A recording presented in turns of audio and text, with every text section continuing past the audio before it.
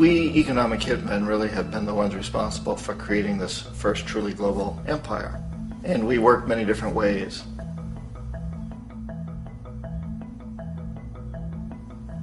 But perhaps the most common is that we will identify a country that has resources our corporations covet, like oil, and then arrange a huge loan to that country from the World Bank or one of its sister organizations.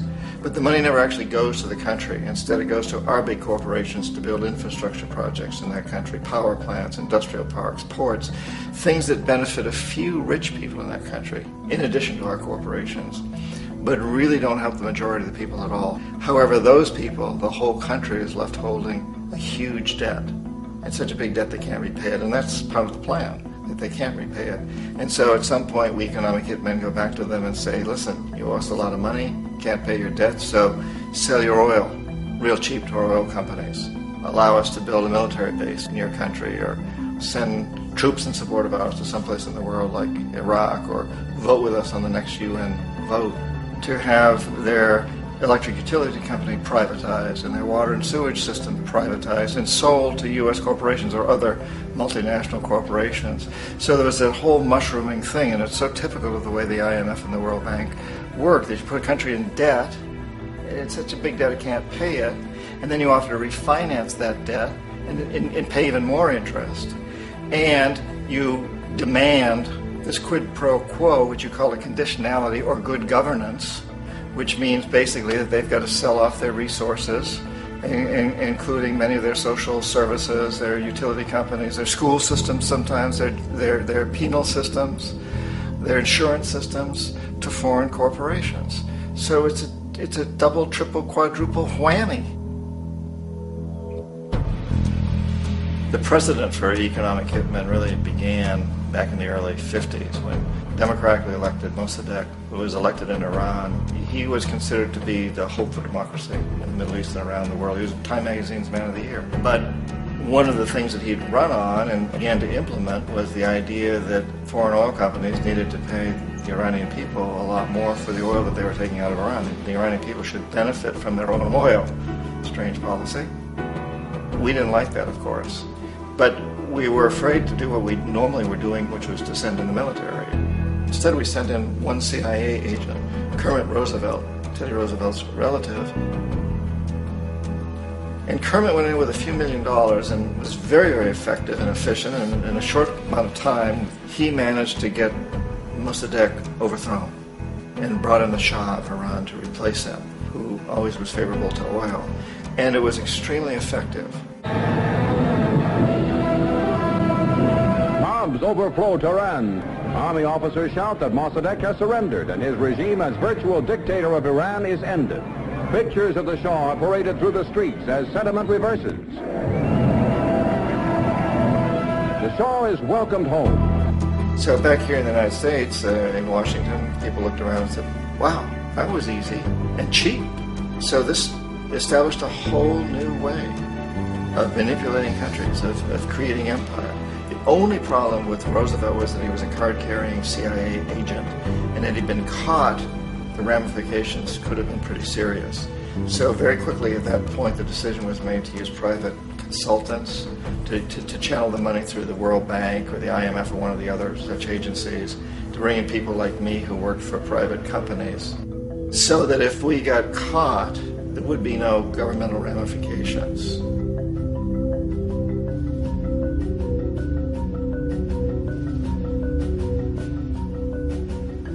When Arbenz became president of Guatemala, the country was very much under the thumbs of United Fruit Company, the big international corporations. And Arbenz ran on this ticket that says, you know, we want to get the land back to the people.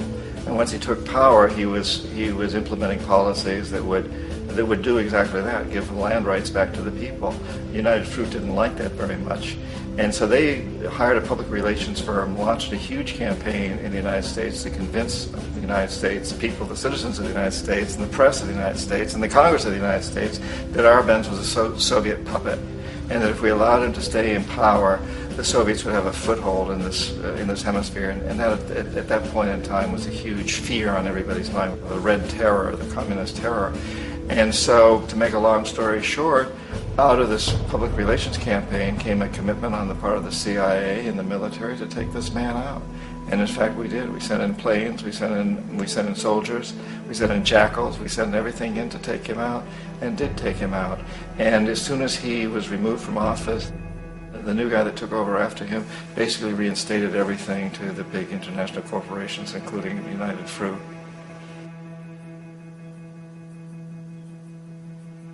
Ecuador for many, many years had been ruled by pro-U.S. dictators, often relatively brutal. Then it was decided that they were going to have a truly democratic election. Jaime Roldos ran for office, and his main goal, he said, as president would be to make sure that Ecuador's resources were used to help the people. And he won, overwhelming, by more votes than anybody had ever won anything in Ecuador.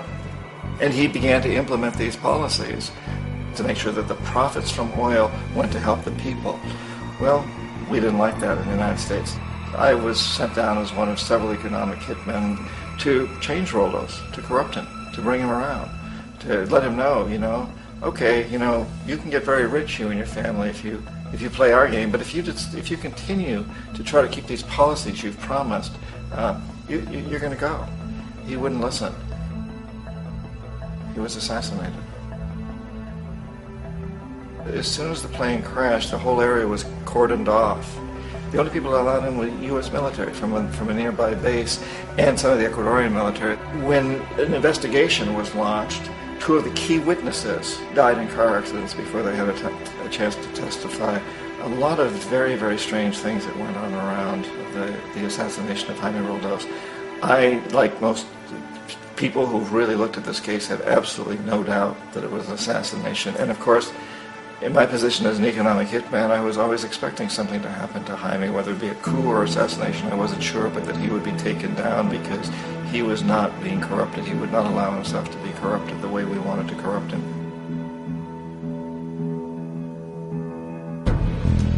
Omar Torrijos, president of Panama, was, one of my favorite people. I really, really liked him. He was very charismatic. He was a guy who really wanted to help his country. And when I tried to bribe him or corrupt him, he said, look, John, he called me Juanito. He said, look, Juanito, I don't need the money. What I really need is for my country to be treated fairly. I need for the United States to repay the debts that you owe my people for all the destruction you've done here.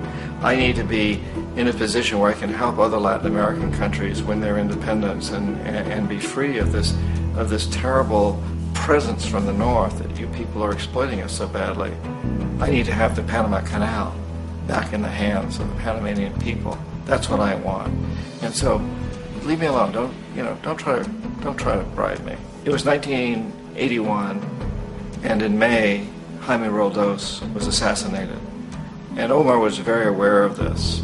Torrijos got his family together and he said, I'm probably next, but it's okay because I've done what I came here to do. I've renegotiated the canal. The canal will now be in our hands. He just finished negotiating the treaty with Jimmy Carter. In June of that same year, just a couple of months later, he also went down in an airplane crash, which there's no question was executed by CIA-sponsored jackals. Tremendous amount of evidence that one of Torrijos' security guards handed him at the last moment as he was getting on the plane a tape recorder, a small tape recorder that contained a bomb.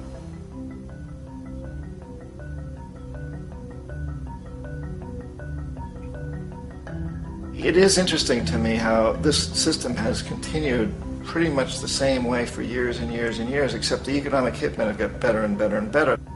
Then we come up with, very recently, what happened in Venezuela. In 1998, Hugo Chavez gets elected president, following a long line of presidents who had been very corrupt and basically destroyed the economy of the country. And Chavez was elected amidst all that. Chavez stood up to the United States, and he's done it primarily demanding that Venezuelan oil be used to help the Venezuelan people. Well, we didn't like that in the United States. So in 2002, a coup was staged, which there's no question in my mind, and most other people's minds, that the CIA was behind that coup.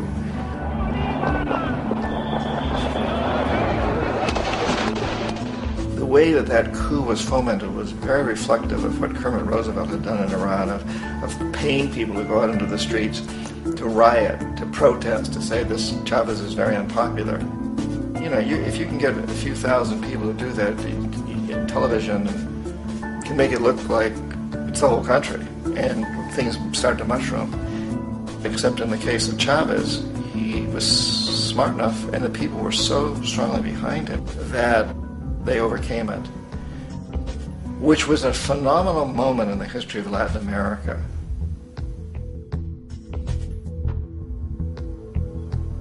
Iraq actually is a perfect example of the way the whole system works. So we economic hitmen are the first line of defense. We go in and we try to corrupt governments and get them to accept these huge loans, which we then use as leverage to basically own them.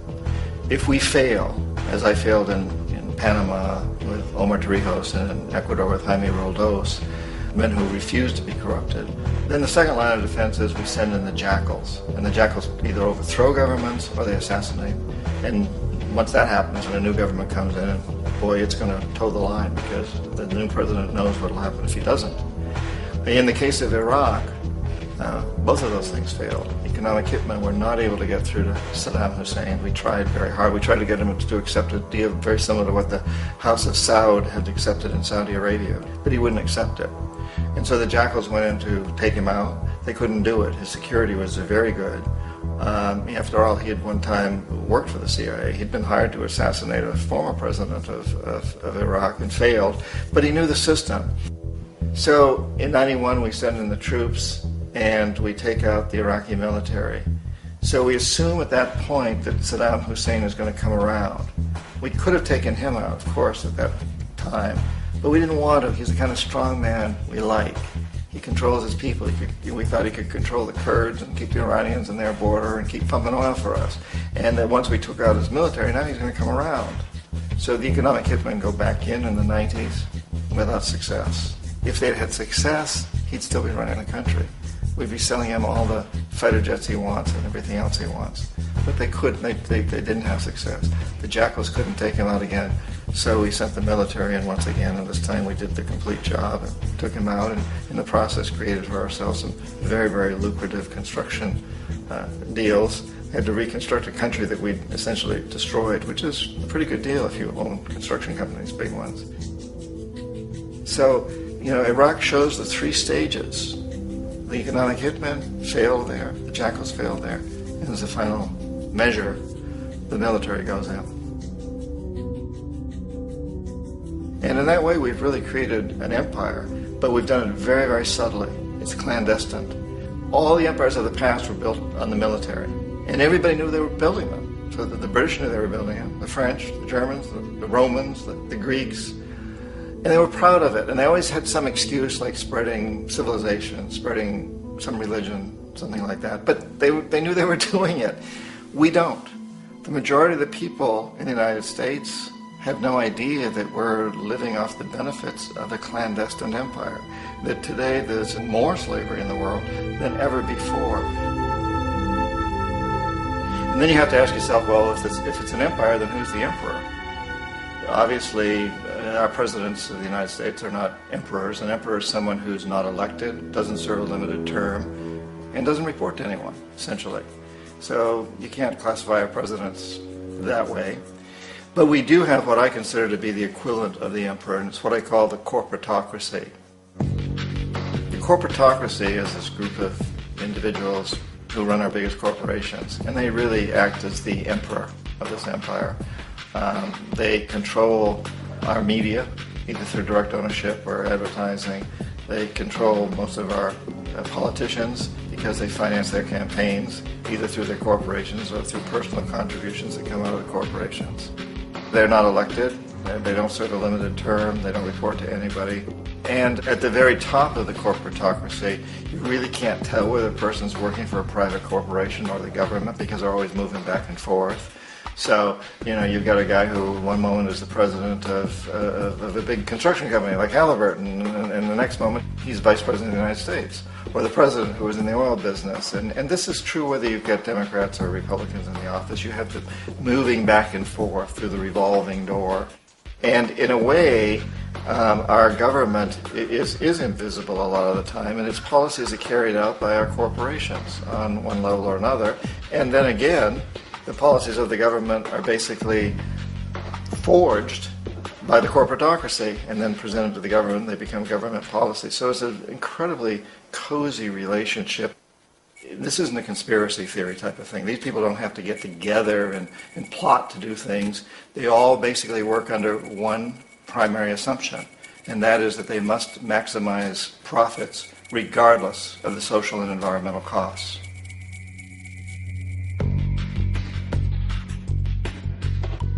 This process of manipulation by the corporatocracy through the use of debt, bribery, and political overthrow is called globalization. Just as the Federal Reserve keeps the American public in a position of indentured servitude through perpetual debt, inflation, and interest, the World Bank and IMF serve this role on a global scale. The basic scam is simple. Put a country in debt either by its own indiscretion or through corrupting the leader of that country, then impose conditionalities or structural adjustment policies, often consisting of the following. Currency devaluation. When the value of a currency drops, so does everything valued in it. This makes indigenous resources available to predator countries at a fraction of their worth. Large funding cuts for social programs. These usually include education and healthcare, compromising the well-being and integrity of the society, leaving the public vulnerable to exploitation. Privatization of state-owned enterprises. This means that socially important systems can be purchased and regulated by foreign corporations for profit. For example, in 1999, the World Bank insisted that the Bolivian government sell the public water system of its third largest city to a subsidy of the U.S. corporation Bechtel. As soon as this occurred, water bills for the already impoverished local residents skyrocketed. It wasn't until after a full-blown revolt by the people that the Bechtel contract was nullified. Then there is trade liberalization, or the opening up of the economy through removing any restrictions on foreign trade. This allows for a number of abusive economic manifestations, such as transnational corporations bringing in their own mass-produced products, undercutting the indigenous production and ruining local economies. An example is Jamaica, which, after accepting loans and conditionalities from the World Bank, lost its largest cash crop markets due to competition with Western imports. Today, countless farmers are out of work, for they are unable to compete with the large corporations. Another variation is the creation of numerous seemingly unnoticed, unregulated, inhumane sweatshop factories, which take advantage of the imposed economic hardship. Additionally, due to production deregulation, environmental destruction is perpetual, as a country's resources are often exploited by the indifferent corporations while outputting large amounts of deliberate pollution. The largest environmental lawsuit in the history of the world today is being brought on behalf of 30,000 Ecuadorian Amazonian people against Texaco, which is now owned by Chevron. So today it's against Chevron, but for activities conducted by Texaco. Estimated to be more than 18 times what the Exxon Valdez dumped into the coast of Alaska. In the case of Ecuador, it wasn't an accident. The oil companies did it intentionally. They knew they were doing it to save money out there rather than arranging for proper disposal. Furthermore, a cursory glance at the performance record of the World Bank reveals that the institution, which publicly claims to help poor countries develop and alleviate poverty, has done nothing but increase poverty and the wealth gap, while corporate profits soar. In 1960, the income gap between the fifth of the world's people in the richest countries versus the fifth in the poorest countries was 30 to 1. By 1998, it was 74 to 1. While global GNP rose 40% between 1970 and 1985, those in poverty actually increased by 17%.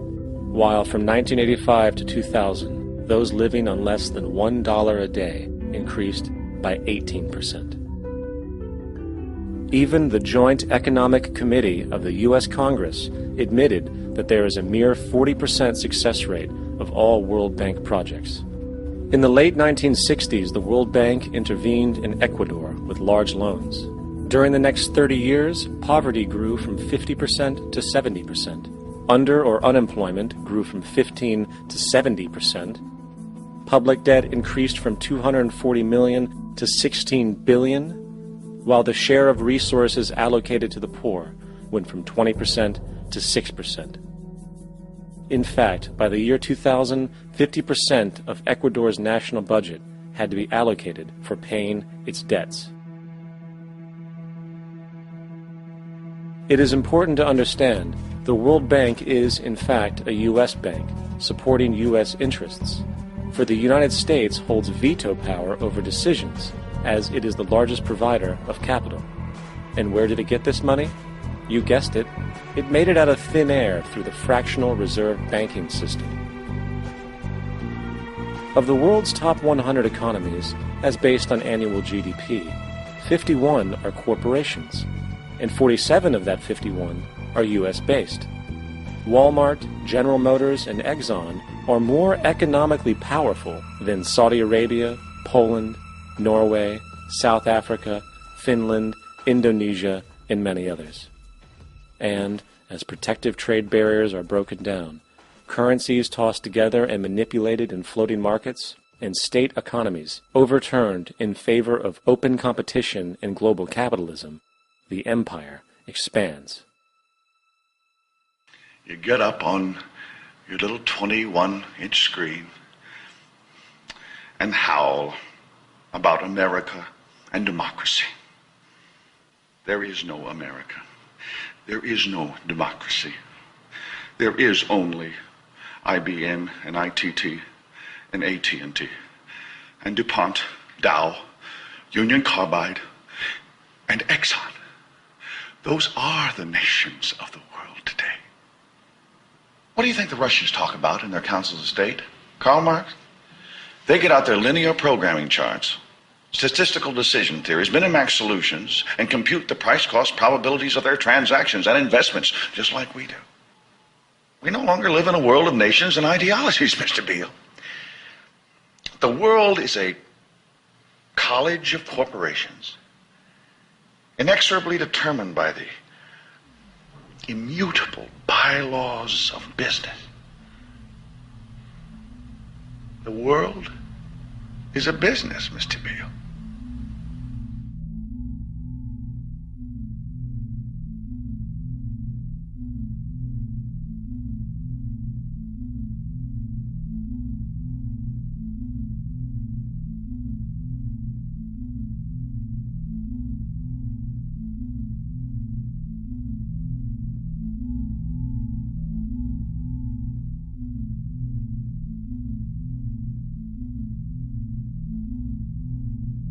The world is being taken over by a handful of business powers who dominate the natural resources we need to live while controlling the money we need to obtain these resources. The end result will be world monopoly, based not on human life, but financial and corporate power. These so-called counterterrorism measures, of course, have nothing to do with social protection, and everything to do with preserving the establishment amongst the growing anti-American sentiment both domestically and internationally, which is legitimately founded on the greed-based corporate empire expansion that is exploiting the world. The true terrorists of our world do not meet at the docks at midnight or scream Allah Akbar before some violent action. The true terrorists of our world wear $5,000 suits and work in the highest positions of finance, government, and business. So, what do? How do we stop a system of greed and corruption that has so much power and momentum? How do we stop this aberrant group behavior which feels no compassion for, say, the millions slaughtered in Iraq and Afghanistan, so the corporatocracy can control energy resources and opium production for Wall Street profit?